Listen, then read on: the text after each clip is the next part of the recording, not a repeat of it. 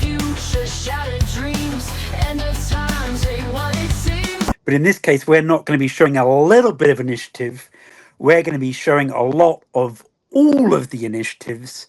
And this is not a concept, this is an implementation strategy.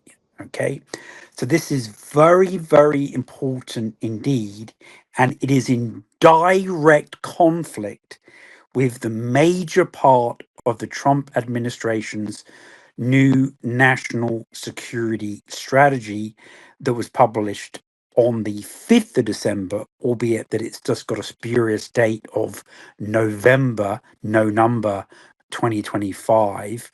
This Chinese document was published on their foreign ministry website without any big announcement on the 10th of December. Now, I discovered it, as I'm sure many other members of our audience were doing, when I woke up with a bit of an epiphany on Christmas Day, albeit that was 12 days earlier than necessary, as people will recall, the whole purpose of the 12 days of Christmas being the lead up to the epiphany. And on this occasion, I started reading in Portuguese the Twitter feed of the Consul General of the Chinese Republic in Rio de Janeiro, Brazil, in which he referred to this particular document and said, if you want to see the full text, please click below. And lo and behold, the link didn't exist. So I reached out to them, as you do on Christmas Day, to the Consul General of the Chinese Republic in Rio de Janeiro. And lo and behold, they replied in Portuguese. And that document was sufficient to find it in English. And it is a direct challenge in unequivocal terms to the corollary of the Teddy Roosevelt version of the Monroe Doctrine, whereupon the Trump administration says that they will intervene wherever in South and Central America they see fit against whomever, using whatever means they choose to do so. So it should actually be called the Ever Doctrine as opposed to the Monroe Doctrine, because it is wherever against whomever, using whatever means they see fit.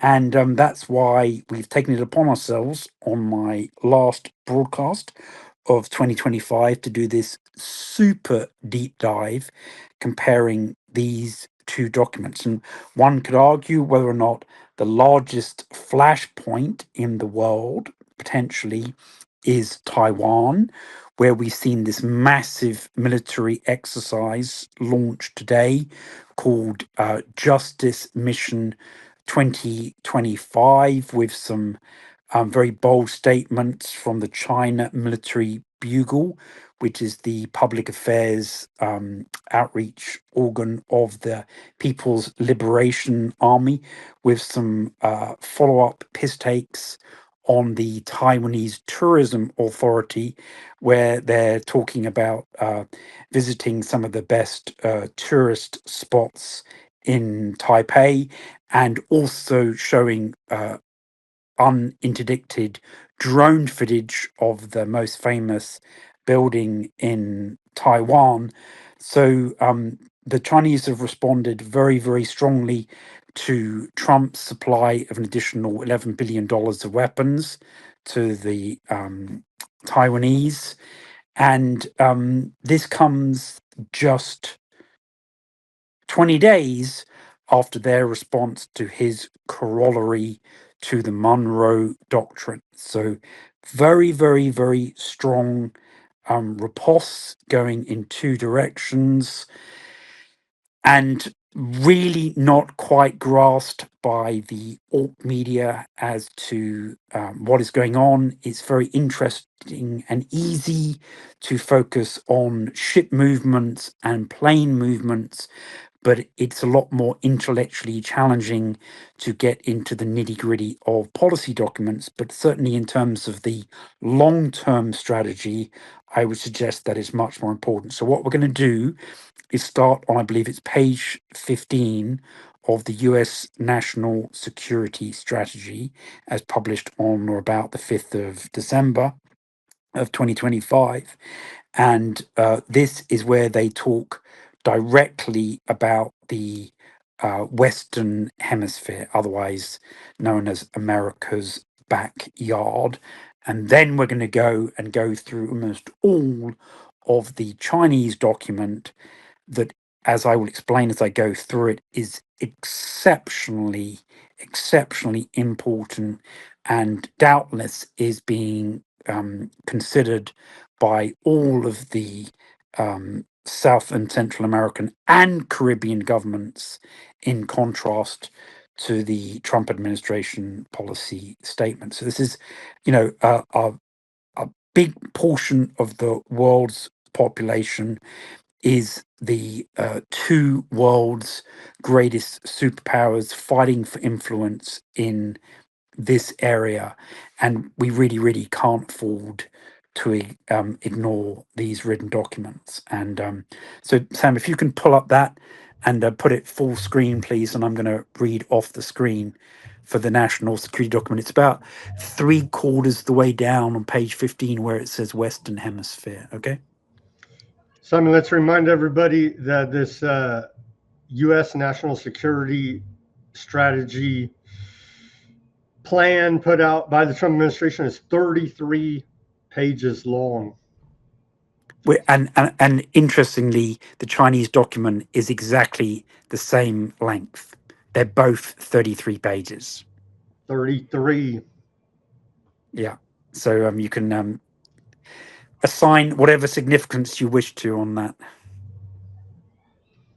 Okay, here's page 15 of the U.S. Yeah, just need to scroll down a little bit more, please. We're on page 11 there. Oh, actual 15, not in the document, because we had. Here we go. There we go. So where it says Western Hemisphere, please. There we go. A little bit further down, please. Right there we go. So this is where it says the Western Hemisphere, the Trump corollary to the Monroe Doctrine. Actually, remember that the Monroe Doctrine was initially published in 1823. It was subsequently revised several times. Professor Jeffrey Sachs of Columbia University has done a couple of videos where he explains the entire historiography of that particular document. But essentially, the Trump version is a continuation of the Teddy Roosevelt corollary. So, corollary is like an annex or an amendment. Okay. And so, quoting directly from the Trump doctrine, it says, after years of neglect, the United States will reassert and enforce the Monroe Doctrine. But this is not the original Monroe Doctrine. This is the 1905 version, right? To restore American preeminence / hegemony in the Western Hemisphere and to protect our homeland and our access to key geographies throughout the region. We will deny non-hemispheric competitors, read China, the ability to position forces or other threatening capabilities or to own or control strategically vital assets, see Chinese influence over the Panama Canal, in our hemisphere. This Trump corollary to the Monroe Doctrine is a common sense and potent restoration of American power and priorities consistent with American security interests. And if you continue down, please, Sam. Our goals for the Western Hemisphere can be summarized as enlist and expand. We will enlist established friends in the hemisphere to control migration, stop drug flows, and strengthen stability and security on land and sea. We will expand by cultivating and strengthening new partners while bolstering our own nation's appeal as the hemisphere's economic and security partner of choice. Yeah, but in reality, they don't intend to give you a choice, as Dr. Jaishankar, the Indian foreign minister, pointed out at the Munich Security Conference in 2024. America doesn't really give you a choice as to which side you choose. So, under the subheading of enlist, American policy should focus on enlisting regional champions that can help create tolerable stability in the region, even beyond those partners' borders. So they're basically specifically stating that they want South and Central American proxy states, as they've now achieved first in Argentina and most recently in Honduras.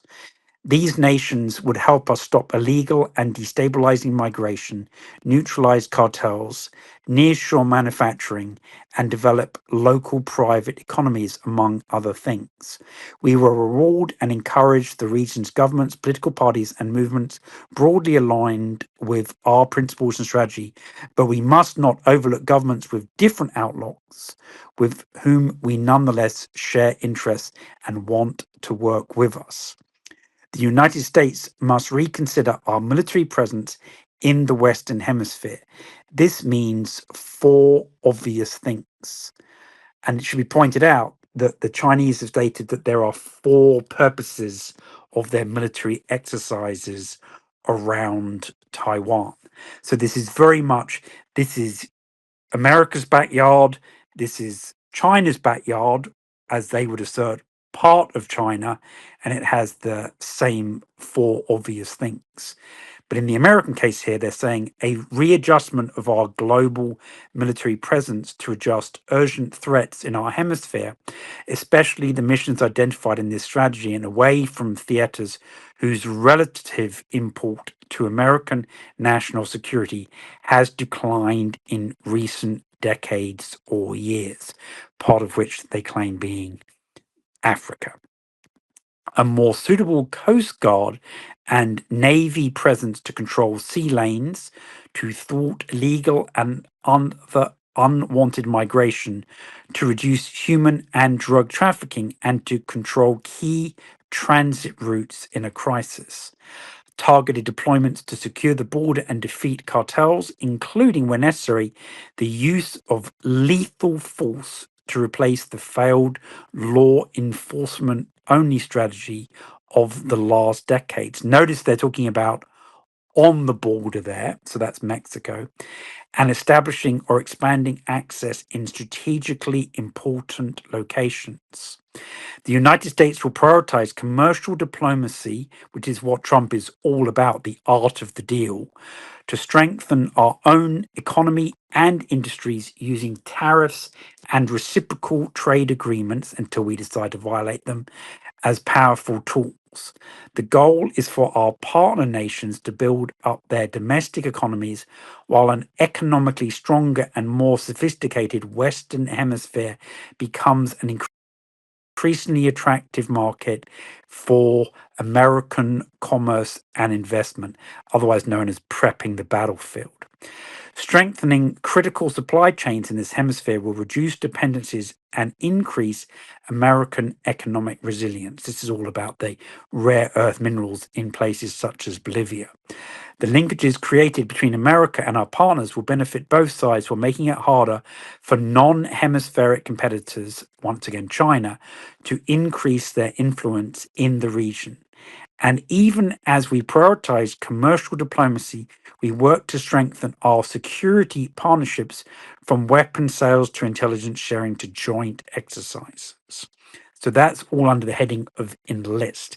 Now we come to the second part of the strategy, which is the expand part.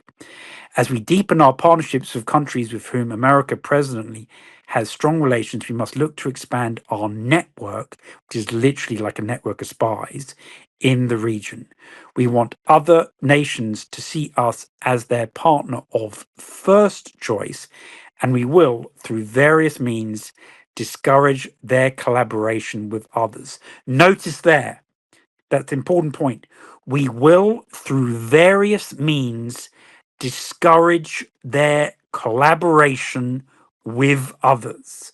So that's basically saying if you ally in any respect with China, you will suffer a penalty, even if it's just in trade or in culture, not even in military aspects. The Western Hemisphere is home to many strategic resources that America should partner with regional allies to develop. This is the second point that Trump has made about Venezuela, where he's clearly stated it's not about narcotics, but it's about seizing the oil and the land that America wants, remembering that the phrase America or we want is in the national security strategy approximately 45 times. Some might call that somewhat narcissistic. The aim is to make neighboring countries, as well as our own, more prosperous. The National Security Council will immediately begin a robust interagency process to task agencies supported by our intelligence community's analytical arm, i.e. the CIA, to identify strategic points and resources in the Western Hemisphere with a view to their protection, not for their countries, but for America's interests, and joint development with regional partners.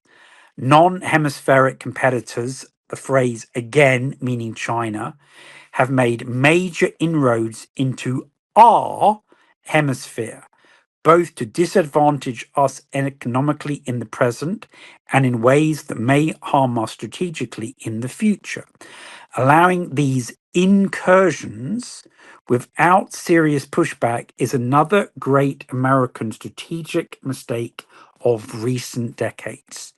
The United States must be preeminent in the Western Hemisphere as a condition of our security and prosperity, a condition that allows us to assert ourselves constantly where and when we need to in the region.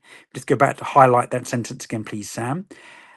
The United States must be preeminent, i.e., hegemonic, in the Western Hemisphere as a condition of our security and prosperity, a condition that allows us to assert ourselves confidently where and when we need to in the region.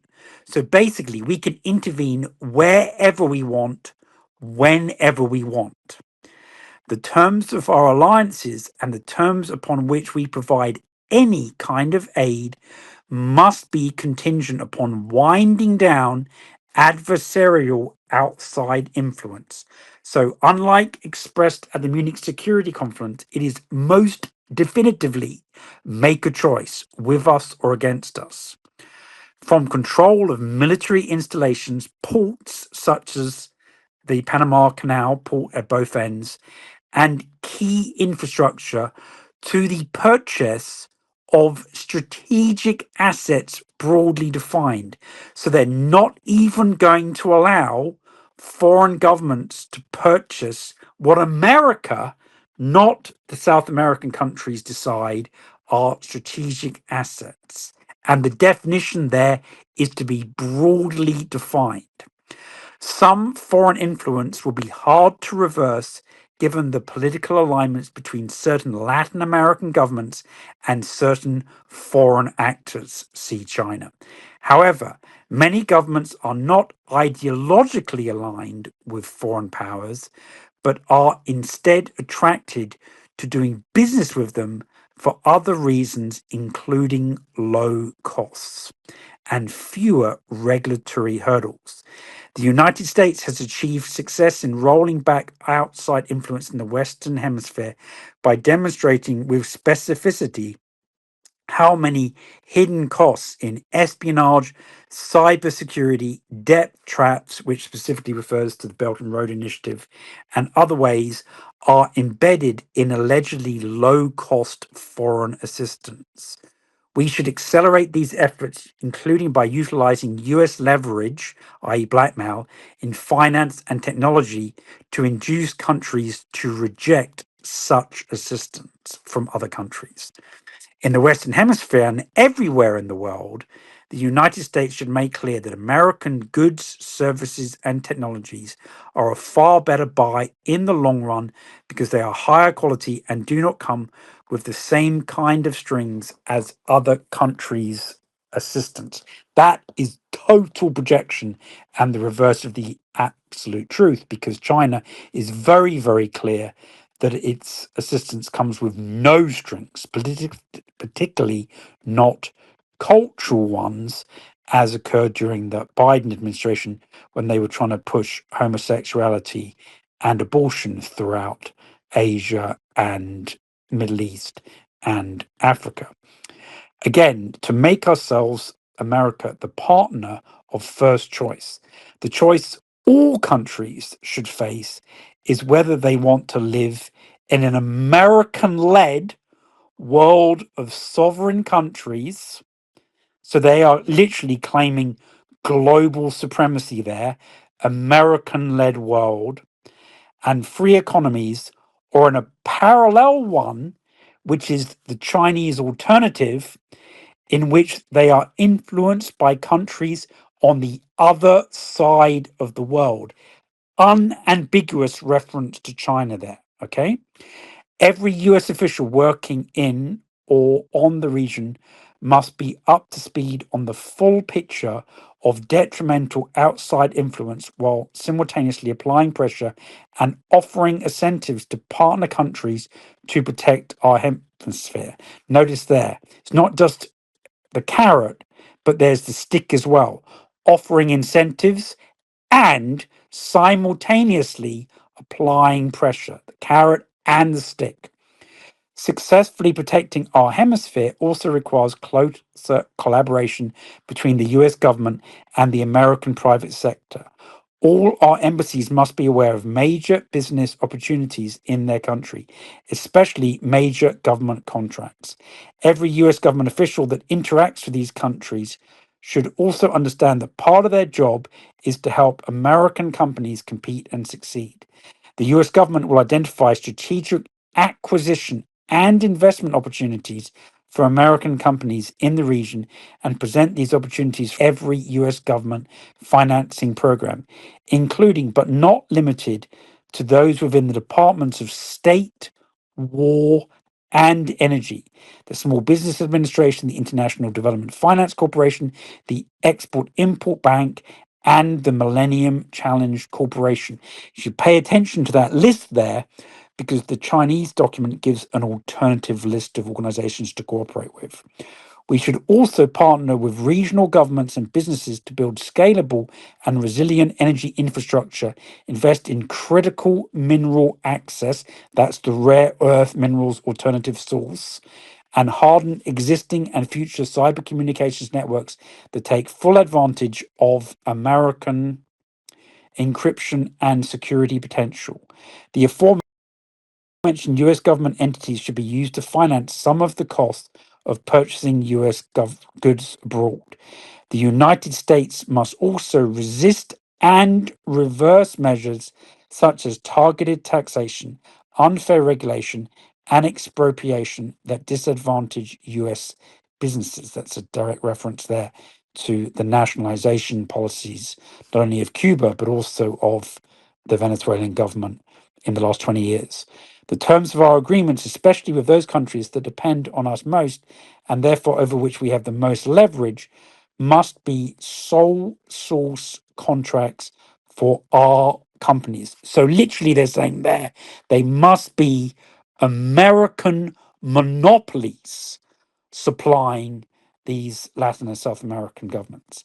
At the same time, we should make every effort to push out foreign companies that build infrastructure in the region, and that obviously is a direct reference not only Chinese railways and ports, but also the Huawei satellite and digital mobile phone networks that have been set up in the region. So that's the baseline for us. That's what the United States is stating as its hegemonic goals for the Western Hemisphere. Next, we're going to I get mean, into quickly on the. all these documents, why don't they just directly say, why doesn't U.S. directly say China? Why doesn't China directly say U.S.? They always him and haw, and we if you read between the lines, you know who they're talking about. But why don't they just explicitly state who they're talking about? Well, that's a very valid observation, Sam, and it's interesting that the Chinese, they're always saying, "Oh, we're not operating against any third party," but as we'll see in the Chinese document, they constantly refer to the other country or the hegemon, and so they're literally, China is using code words for the United States, and the United States is using code words for China. That's because should anybody other than our audience stumble across these documents, it may not be immediately clear to them just how directly competitive and adversarial this relationship is. But they maintain this pretense, like the Russian Federation has in relation to European countries, of constantly referring to them as our partner, whilst in reality they're either the enemy or they're the competitor. All right, we got the So, so this Chinese document, released without fanfare, but just 5 days after that document that we just went through, the part that specifically relates to Central, South, and the Caribbean, basically everything south of the US border, as they specifically stated within those 4 or so pages. Now, it is interesting that both documents are 33 pages long. Some may see some significance in that number. You can embark on whatever conspiracy theory you may wish to pursue in that regard. But here, it should be noted that the Chinese document is much more of a commercial and foreign policy nature rather than security per se. So one shouldn't put too much stead in one being 4 pages and the other one being 33 pages, because this does incorporate much more global aspects of Chinese foreign policy. Though, as the title specifically states, it is China's policy paper on Latin America and the Caribbean. Now, the important word there is policy, okay? It's not a concept paper. It's not an idea that they're asking for feedback on, like a thesis and an antithesis creating a synthesis. Okay, this is policy that, as they expressly state, they are in the process of implementing. Now, what's particularly important about this document, and as we've referred to all of these initiatives, hence the song in the run up to this segment from the Murloc, the song entitled Taking the Initiative, okay, which, believe me, did take quite a bit of searching to find a relevant song to this particular broadcast that we'll be making a special segment of so that people can review it on a standalone basis. This specifically refers to the Belt and Road Initiative, the Global Development Initiative, the Global Security Initiative, the Global Civilization Initiative, and the Global Governance Initiative, all of which we alone have covered in excruciating detail on previous specials. Okay.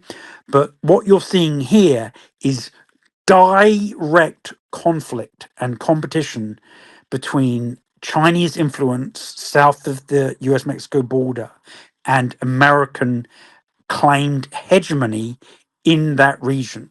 This is not some kind of academic, you know, theory. This is real direct actions on the ground. Okay, this is very, very important for both Venezuela and Cuba and Honduras and Nicaragua and Argentina, and what we're seeing as we roll into New Year 2026.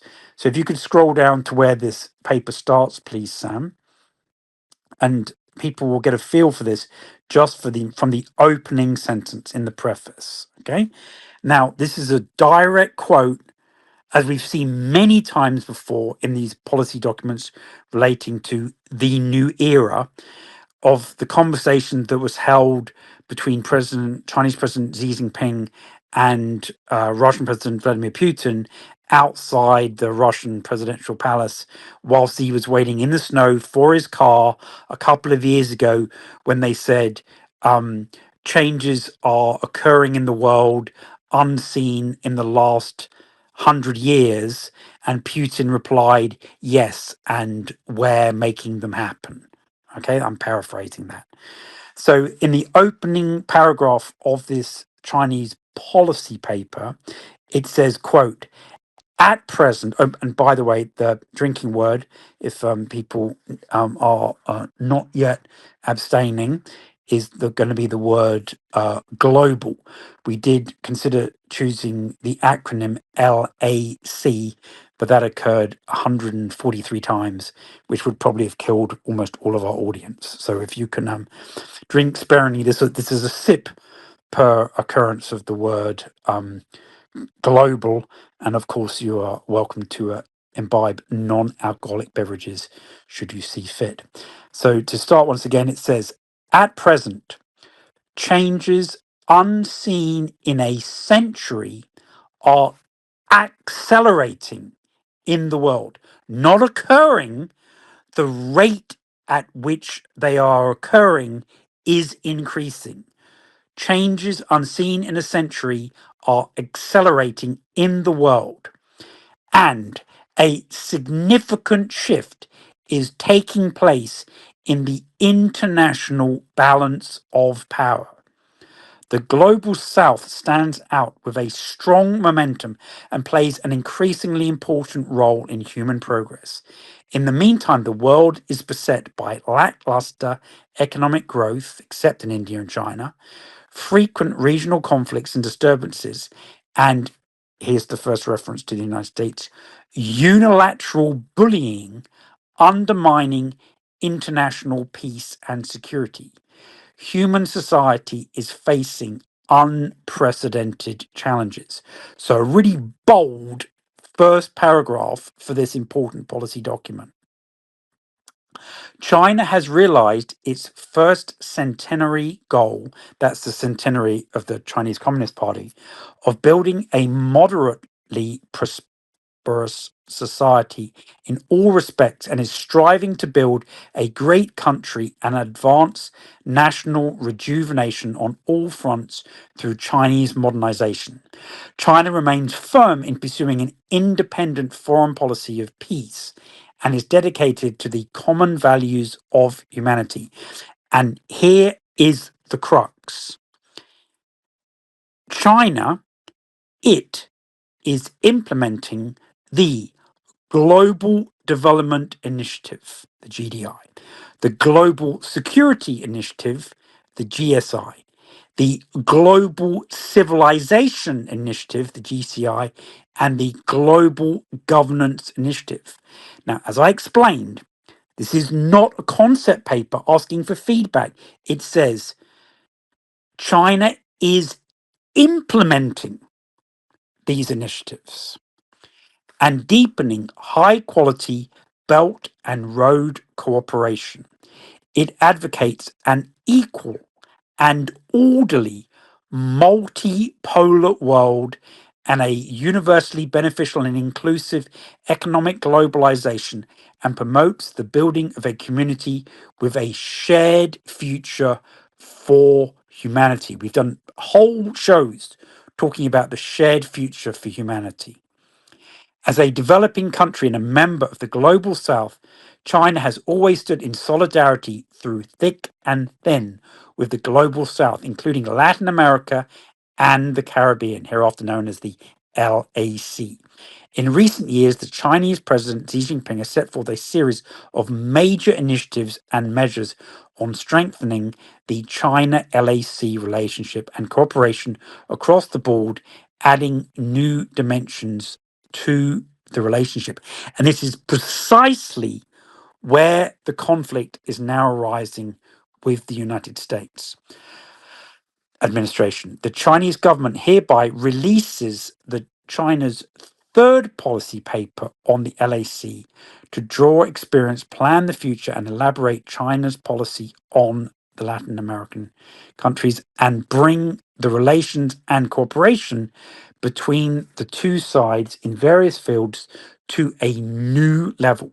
So they put out policy papers, I think, in 2008, and it was either 2014 or 16. I think they mentioned those. So this is a level 3, and this is pushing it to a new level. So it says Latin America and the Caribbean, a land full of vibrancy and hope. LAC is an important part of the global south and a major force for world peace and stability and global development and prosperity. In recent years, LAC countries have actively explored development paths suited to their national conditions, sought strength through unity, and participated in global governance, with its global influence continuously on the rise. This region as a whole boasts a glorious tradition of independence and unity for strength, and enjoys bright prospects. And indeed, it's that independence which was the starting point for the original Monroe Doctrine, which was America saying to Europe, you keep out of Latin American affairs and leave that to the United States, and the United States will keep out of European affairs. It was designed to be a reciprocal foreign policy. And it says that it is an essential force in the process toward a multipolar world and economic globalization. That obviously is the reason for existence of BRICS, which Trump is dead set against. So he doesn't want to see a multipolar world. So in here we have part 2, the flourishing relations between China and the Latin America and the Caribbean. Though far apart, the peoples of China and Latin America have a long history of friendship. In the early days, since the founding of the People's Republic of China in 1949, the China-LAC relations were primarily characterized by people-to-people exchanges. And after the 1960s, with the establishment of diplomatic relations between China and some LAC countries, exchanges and cooperation between the two sides have become increasingly close, with both supporting each other in safeguarding national sovereignty, independence, and dignity. With the efforts of successive generations, the China-LAC friendship has taken deep root in the heart of their peoples. In 2008, the Chinese government issued its first policy paper proposing to establish a comprehensive and cooperative partnership featuring equality, mutual benefit, and common development with LAC countries.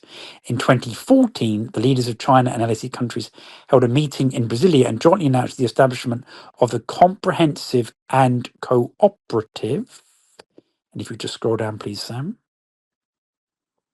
partnership of equality, mutual benefit, and common development. In 2016, the Chinese government issued its second policy paper on LAC, stating China's commitment to building a new relationship with LAC with 5 salient features, and its goal to bring the comprehensive and cooperative partnership to a new height.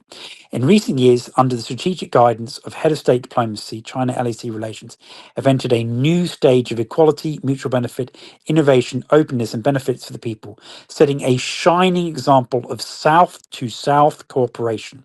China and LAC countries are advancing hand in hand as a community with a shared future.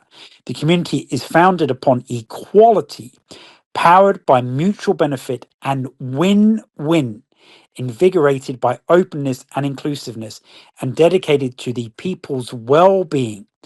It exhibits enduring vitality and holds immense promise.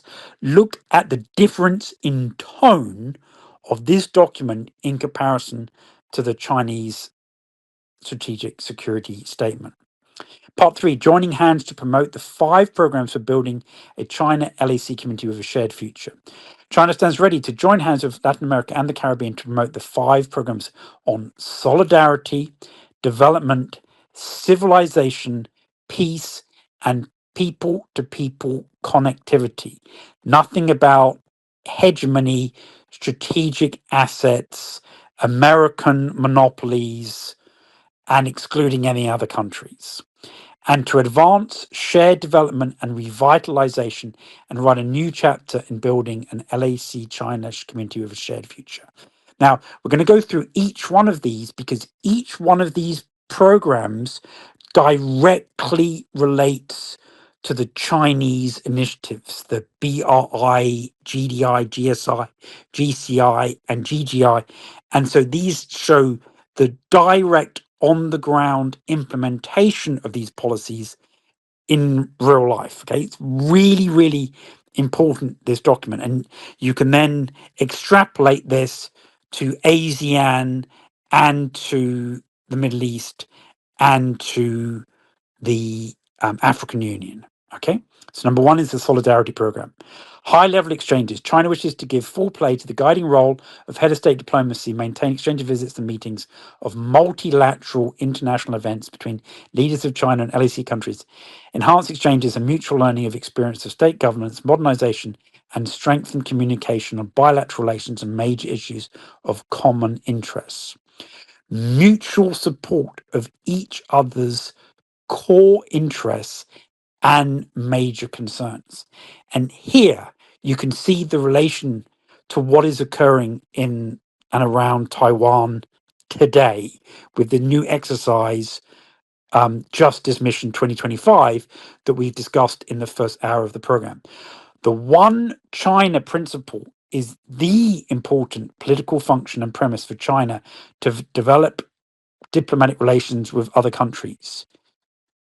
The important, the number 1 political foundation and premise. The Chinese government appreciates that the vast majority of LAC countries, Honduras having stated a change in this policy as a result of the US interfered and supported election of its new president. These other LAC countries abide with the one China principle and recognize that there is but one China in the world. Taiwan is an inalienable part of China's territory, and the government of the People's Republic of China is the sole legal government representing the whole of China. We oppose Taiwan independence in any form and support the Chinese government in safeguarding national sovereignty and territorial integrity and realizing national reunification. China is ready to establish and develop state-to-state relations with LAC countries on the basis of the one China principle.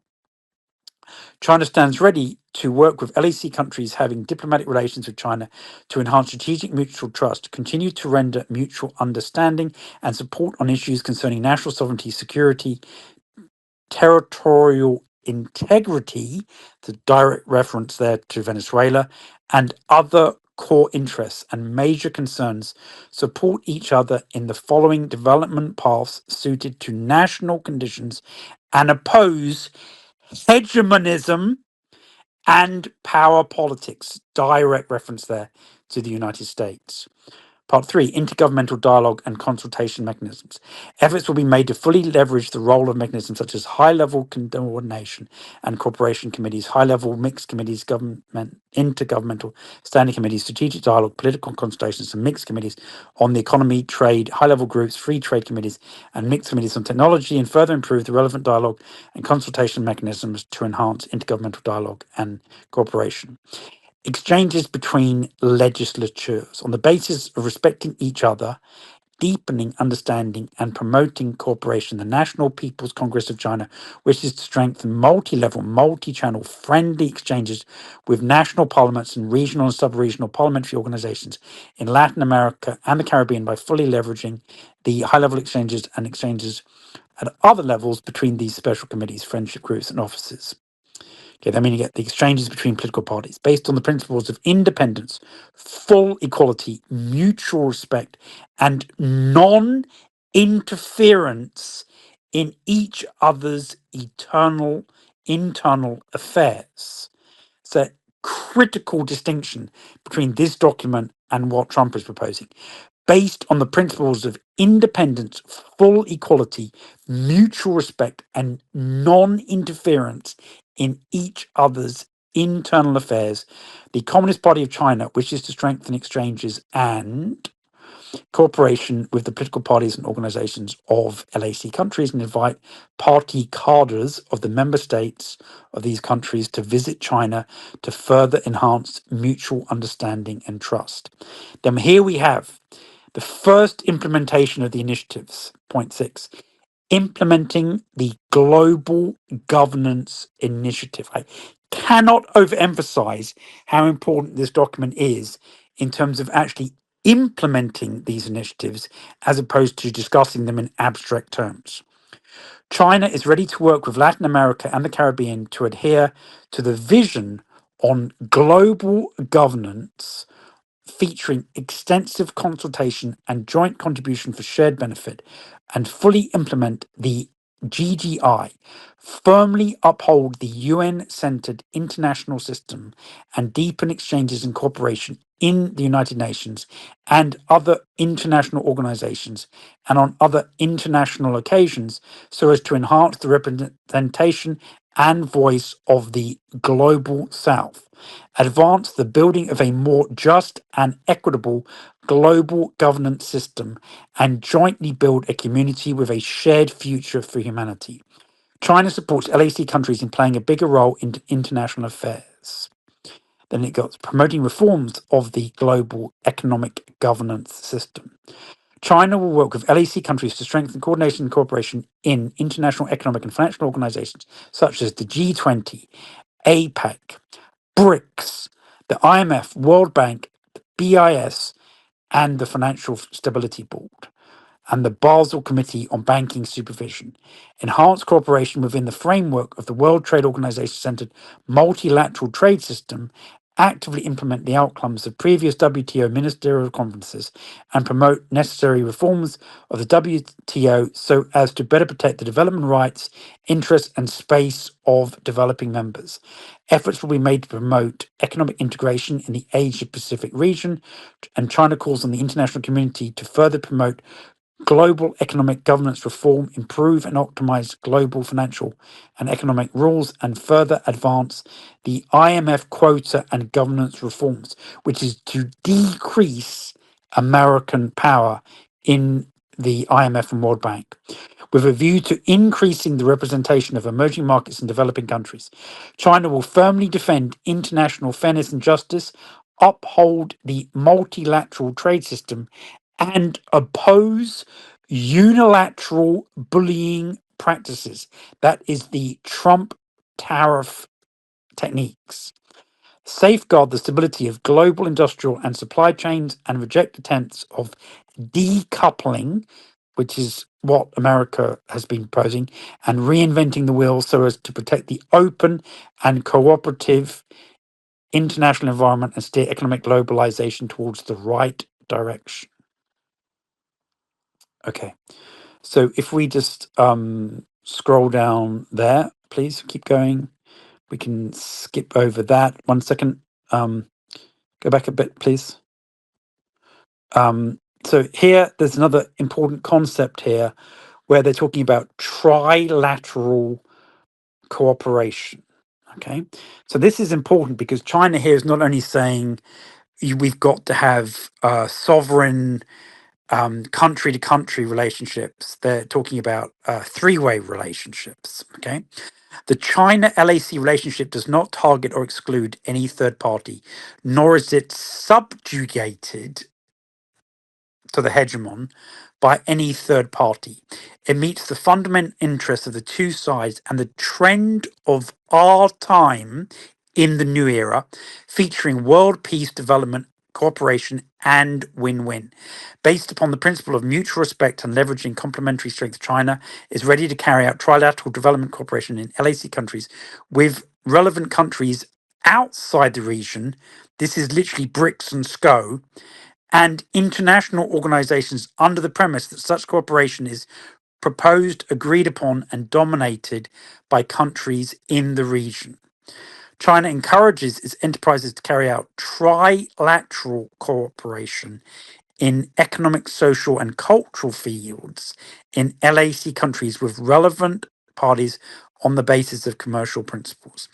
Then we go to the next of the Chinese initiative, the development program, implementing the Global Development Initiative. So you can see literally why I've been talking for hours and hours over the last 2.5 years about these initiatives. Okay. China is ready to cooperate with LAC countries within the framework of the Global Development Initiative, continue to share development opportunities of Chinese modernization, accelerate the implementation of the UN 2030 Agenda for Sustainable Development, and advance common development. If you scroll down, please. We then get to the High Quality and Road Corporation, which is the BRI. China welcomes more LAC countries to join the High Quality Belt and Road Corporation, following the principle of extensive consultation and joint contribution for shared benefit, as well as the philosophy of open, green, and clean cooperation. China will work with partner countries in the region to actively enhance alignment of development strategies, promote cooperation in various fields, jointly ensure the safe and smooth advancement of cooperation projects, and strive to make Belt and Road Corporation high standard, people centered, and sustainable so as to achieve modernization of peaceful development, mutually beneficial cooperation, and common prosperity for all countries, and contribute to the building of a community with a shared future for humanity. Then they get to trade and investment. And we can scroll down over this. They basically list all of the different forums, such as, if you stop there, please, because it's in direct contrast to things like the Millennium Challenge Corporation that the Trump policy was stating. It says China follows the principles featuring business-led, market-based operation, pursuit of the greater good and shared interest, and win-win cooperation. China supports domestic enterprises in doing business and making investment in LAC countries to boost local employment, promotes the alignment of China's high-quality production capacity and advanced equipment with LAC's countries' demand, and helps those countries in need to enhance self-reliance and capabilities for sustainable development. They then talk about financial cooperation. This is direct response to Trump's reference to a debt trap. And here they talk about using local currencies. So this is breaking away from the US dollar dominance. So this is very, very important there, what they're talking about in terms of financial cooperation. If you scroll down, Sam, I'm just going to jump over some of these rather if you just go back there, where they're talking about energy cooperation, please. There we go. They're then talking about energy and resource cooperation.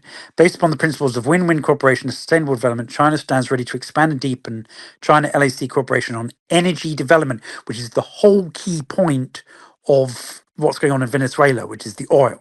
Okay. And utilization across the whole industrial chain, increase cooperation in oil, gas, and traditional energy sectors, strengthen cooperation in clean energy such as hydropower, solar power, wind power, hydrogen energy, and deepen cooperation on peaceful uses of nuclear energy, and enhance green development and utilization of mineral resources at various stages. China is ready to work with LAC countries to actively explore establishing mechanisms of long-term supply and local currency pricing and settlement of energy and resource products. So this is all of the rare earth minerals and all of the energy things that Trump's strategy is talking about, but in this case, in local currency pricing, not denominated in US dollars. This is critically important. Okay, so as to reduce the impact of external economic and financial risks. What they're talking about there is not only US tariffs, but US sanctions where the US dollar accounts get frozen in New York. Then they then talk about infrastructure cooperation.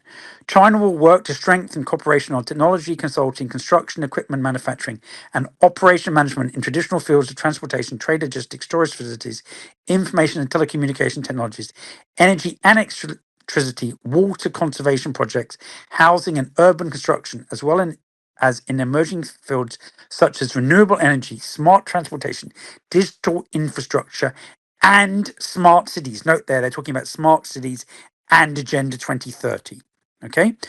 China encourages and supports competent domestic enterprises and financial institutions in actively participating in the planning and construction of infrastructure in Latin American and Caribbean countries so as to enhance regional infrastructure connectivity and consistently empower regional economic growth and sustainable development.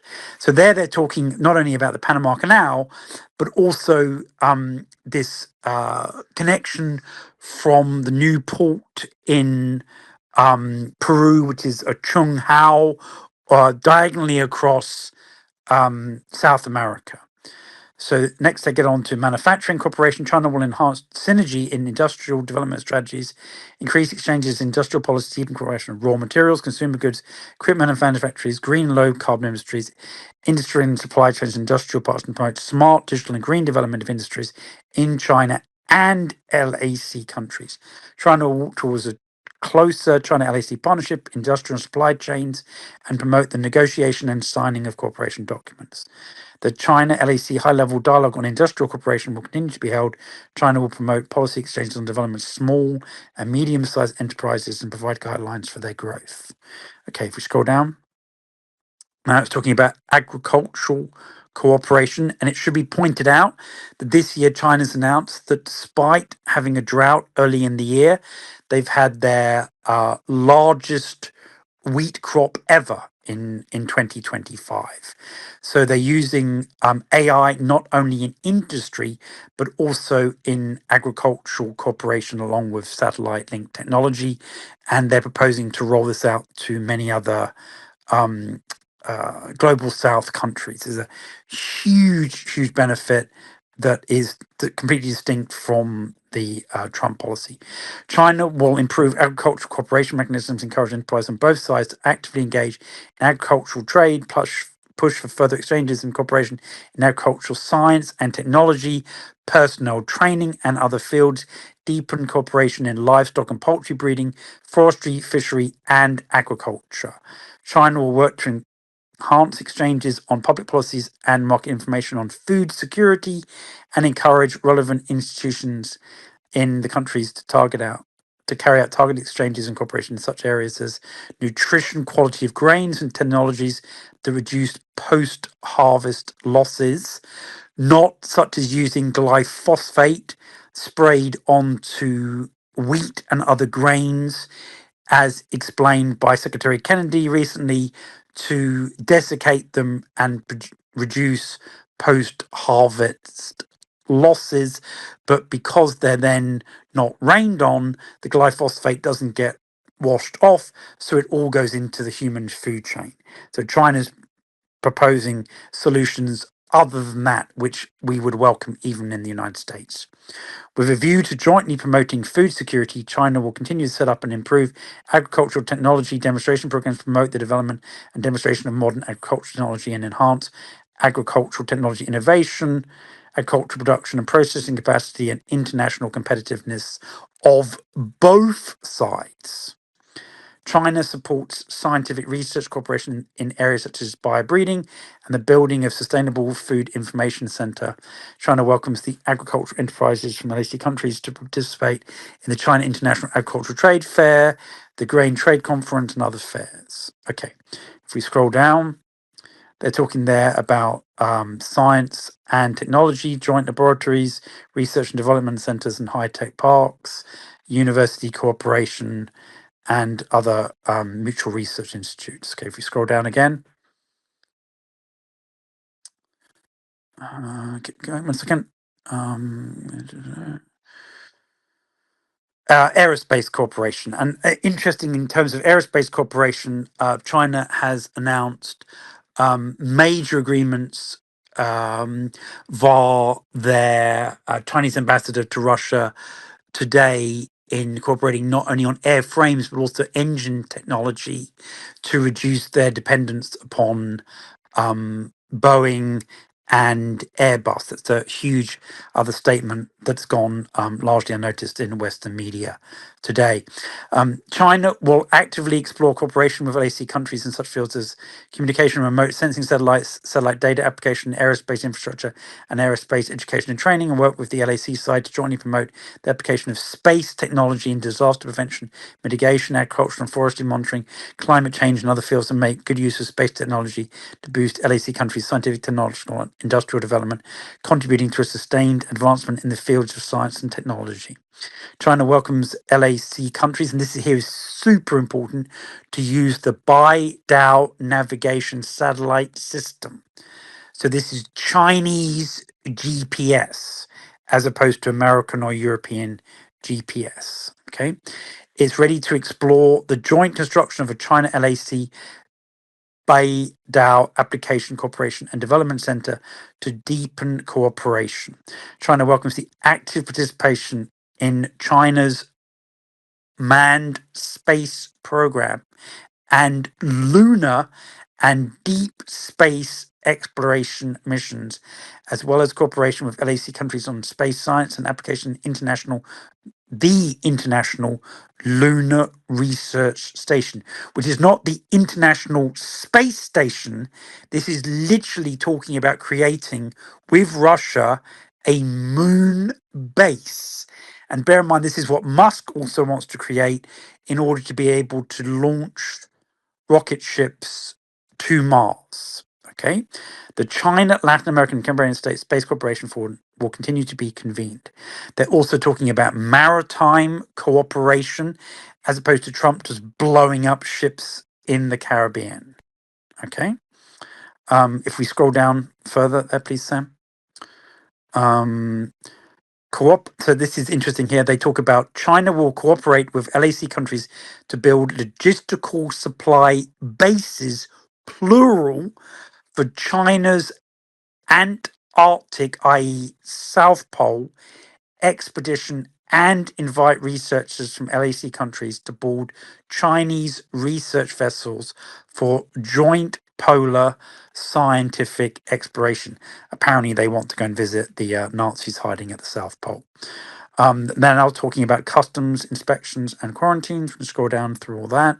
That is actually very important for trade. More trade and investment promotion agencies. We can scroll down.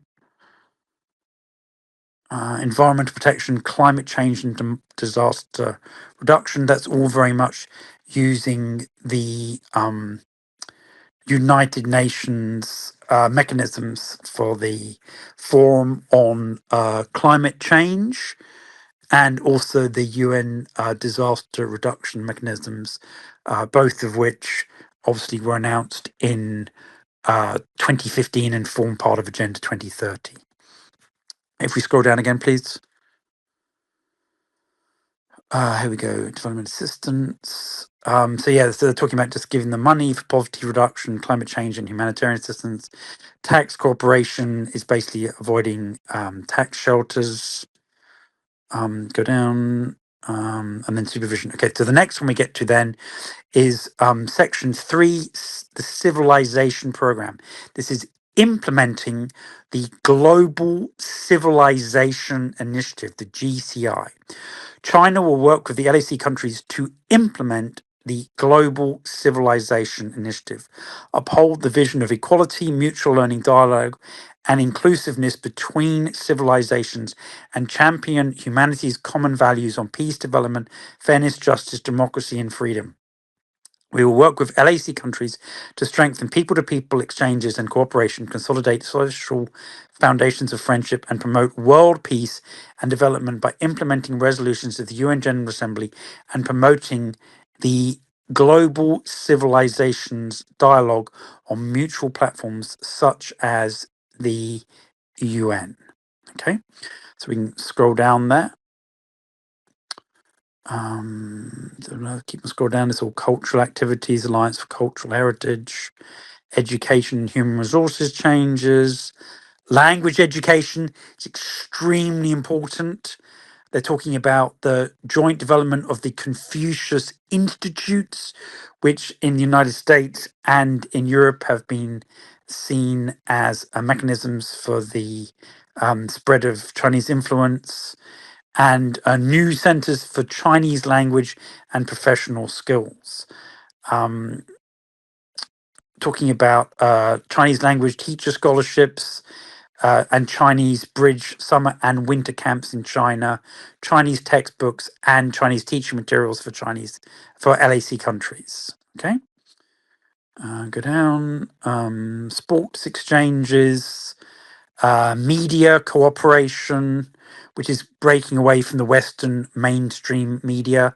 It's a huge push for that. It's going very much underreported, with cross training of journalists in the various countries. If we scroll down a bit more, please, Sam. Talking about Chinese movies, media, academic and think tank exchanges. And then next we get to the peace program. And there they're talking about implementing the Global Security Initiative. China stands ready to work with LAC countries to uphold the vision of common, comprehensive, cooperative, and sustainable security, balance, develop, and security imperatives, and together implement together the Global Security Initiative, carry out exchanges and cooperation in the fields of peace and security, and jointly promote regional and global peace and stability. China supports the proclamation of Latin America and the Caribbean as a zone of peace and the declaration of member states of the Agency for the Prohibition of Nuclear Weapons in Latin America and the Caribbean.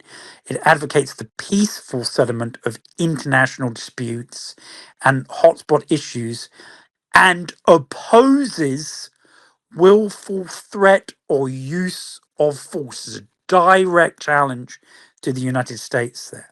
China stands ready to work together with LAC countries to uphold the authority of international law, such as the Biological Weapons Convention and the Chemical Weapons Convention, and strengthen coordination and cooperation.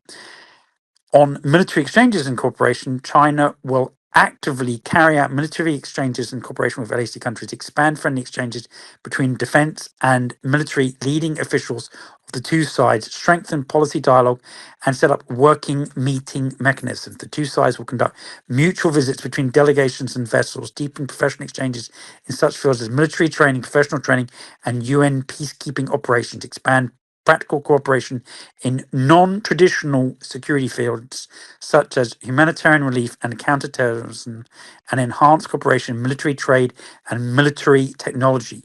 China will continue to host the Defense Forum of the China LAC based on voluntary participation. Okay, then we've got law enforcement and judicial cooperation. If we just then, and notice there they're talking about just one second, just pause there a second, please. They're talking about the two sides will deepen counter narcotics cooperation and jointly combat drug smuggling. So that's a distinct difference between bombing the heck out of alleged drug smuggling ships and then bombing the survivors again, as has recently been done. If we go down again, please, there. Keep going, keep going. Then they're talking about cybersecurity based upon the Global Cybersecurity Initiative and the principles of peace, sovereignty, shared governance, inclusiveness. The Chinese government stands ready to work with LAC countries to build an open, secure, cooperative, and orderly cyberspace of peace, not the CIA Vault 7 or the NSA Vault 7, and put in place a multilateral, democratic, and transparent internet governance system. Efforts will be made to formulate an international code of conduct for cyberspace under the framework of the UN that is generally acceptable among all parties to bring the United Nations Convention Against Cybercrime into force at an early date and to actively build a community with a shared future in cyberspace. China opposes cyber hegemony and the use of cyberspace to interfere in other countries' internal affairs or undermine their political, economic, or social stability through orange revolutions. China will continue to host the China LAC Internet Development and Cooperation Forum. And then talk about non-proliferation. And this is where we get to the final part, which is people to people connectivity programs, the social governance and social development. China stands ready to conduct exchanges and cooperation with LAC countries on strengthening and innovating social governance and share and learn from each other's government experience, jointly promote the modernization of national governance systems and governance capacity, and continuously make social governance more law-based, smarter, more specialized, and enhance its public participation in a bid to uphold the stability and order of their societies, enduring peace and stability of their countries. Efforts will be made to further promote exchanges and cooperation between the two sides in social development areas, social welfare and social assistance, strengthen policy sharing, and promote and realize practical cooperation in providing services and assistance to special groups such as the elderly, people with disabilities, and children, as well as disadvantaged groups in rural and urban areas. And they talk about poverty reduction, which obviously China's been enormously successful in the last 40 years. Then it talks about cooperation, health cooperation, and China's massively increased its life expectancy. Then they're talking about consular cooperation. We can keep on scrolling down there. Then they're talking about tourism, and then they're talking about people-to-people exchanges. So if we scroll through that, please, Sam.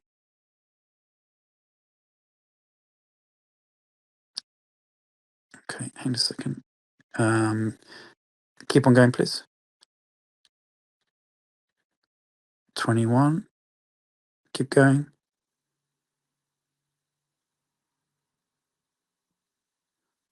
Is that the end of the document there? We get page 21?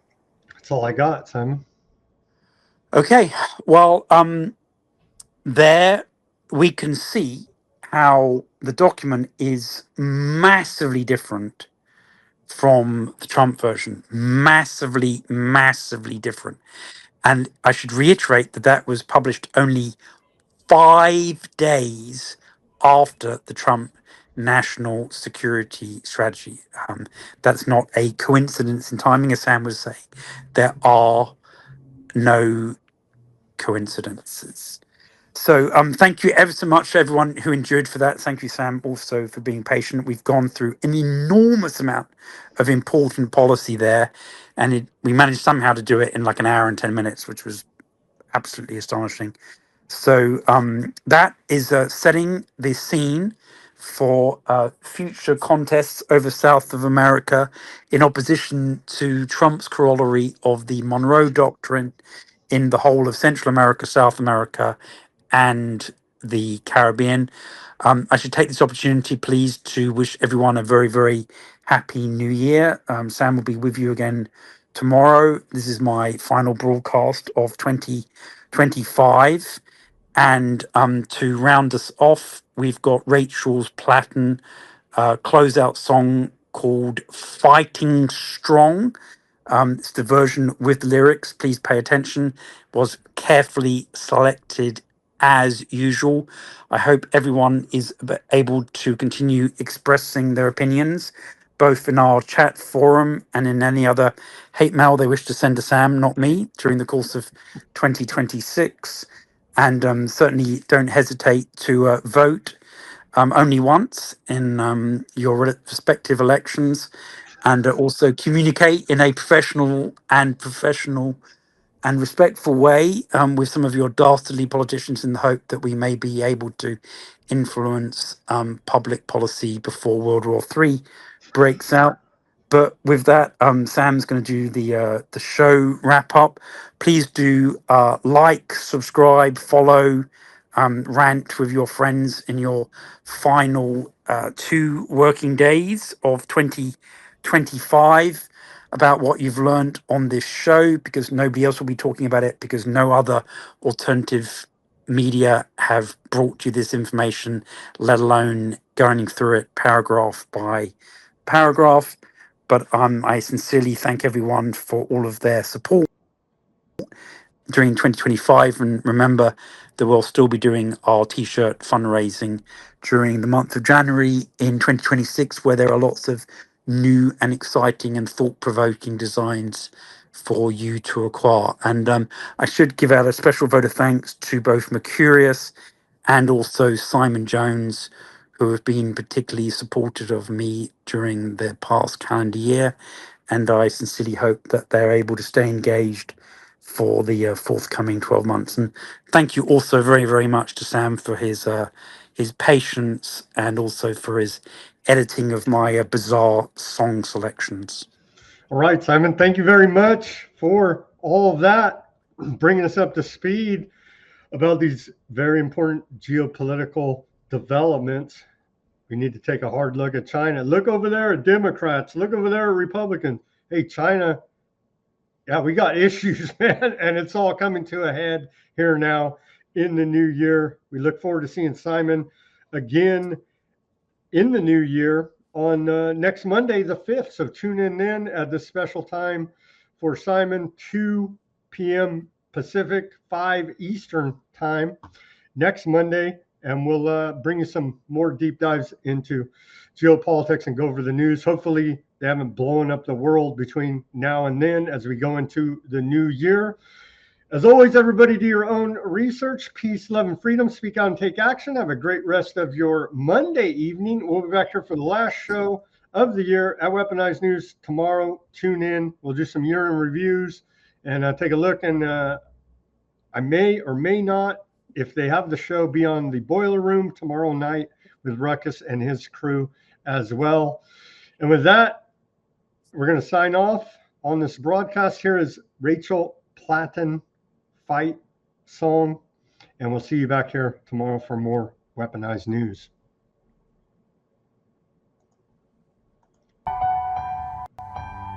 Like a small boat on the ocean, sending big waves into motion.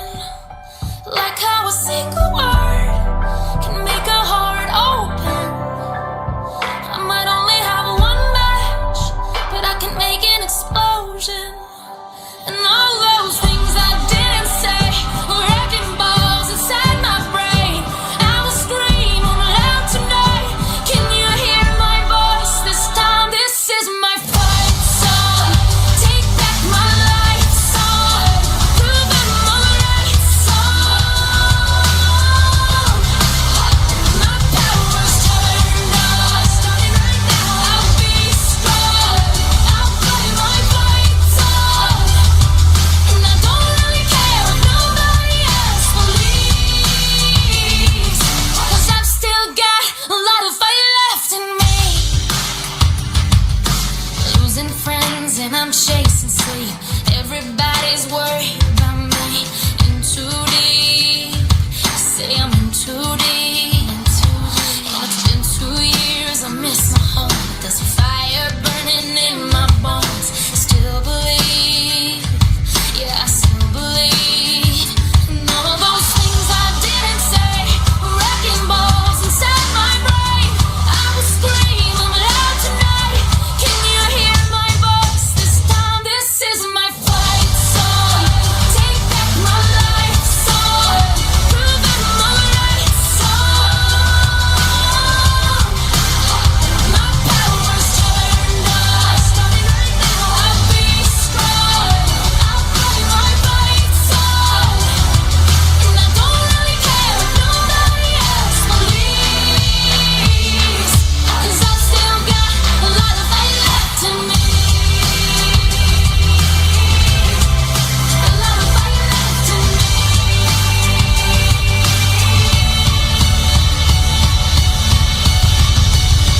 Like a small boat on the ocean, sending big waves into motion. Like how a single word can make a heart open. I might only have one match, but I can make an explosion. This is my fight song. Take back my life song. Prove I'm alright song. My power's turned on. Starting right now. I'll be strong. I'll play